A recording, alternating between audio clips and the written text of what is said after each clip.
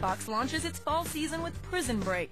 Most men would do anything to get out of prison, but one man will do anything to get in.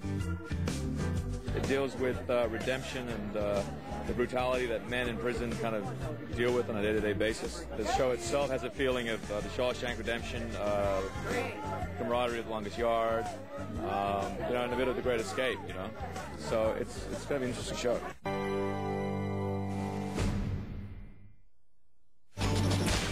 It's quite a production.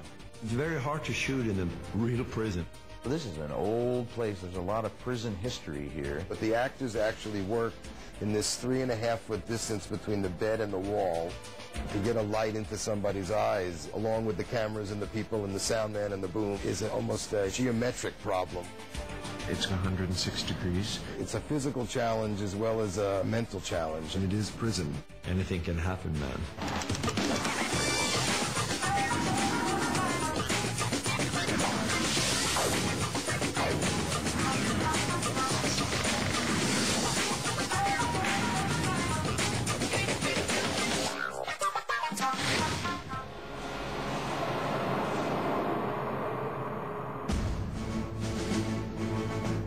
Prison Break is a story about two brothers, one of whom is in prison on death row. The only way to get him out of prison is to break him out.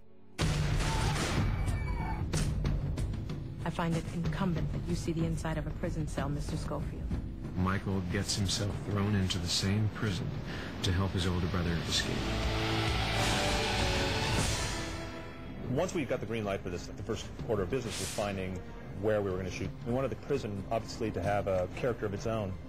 Joliet has 150 years of grim, gritty authenticity to offer up, which you simply could not replicate on a soundstage in Burbank. This prison only shut down a couple of years ago.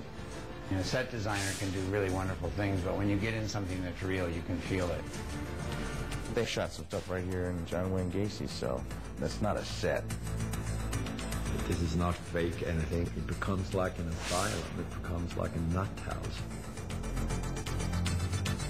The heat is just oppressive in there for us. There's no air conditioning. It's hot here, man. It's about 100 degrees outside, and you go into one of those cell blocks, and it is stiflingly hot. We had someone pass out on the first day because it was 106 degrees.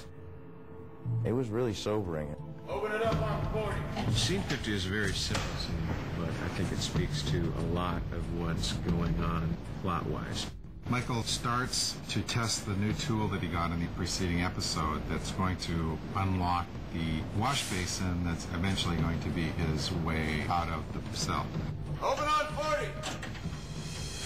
Officer Bellick, who has it out for Michael's character, is in fact on his way to the cell, and if he finds that one screw on the floor, the whole plan goes, down the crapper. Haywire, get in here! And he's there to introduce Haywire. My new cellmate is fresh from the psych ward. Immediately when you look at this man in his eyes, you know that there's no possible way you'll ever be able to communicate with him. Obviously, he's not going to enlist Haywire because it's not the kind of guy you want to be in the tunnel with when you're getting out. But there's a quandary there, which is if you don't enlist him, when the heck do you dig? And we realize that Hero has now got a challenge that's probably insurmountable. I like a lot of cameras because I think there's things that the audience needs to see that's not necessarily written. Somebody's hands are nervous. Somebody is trying to hide something. The way somebody looks or glances.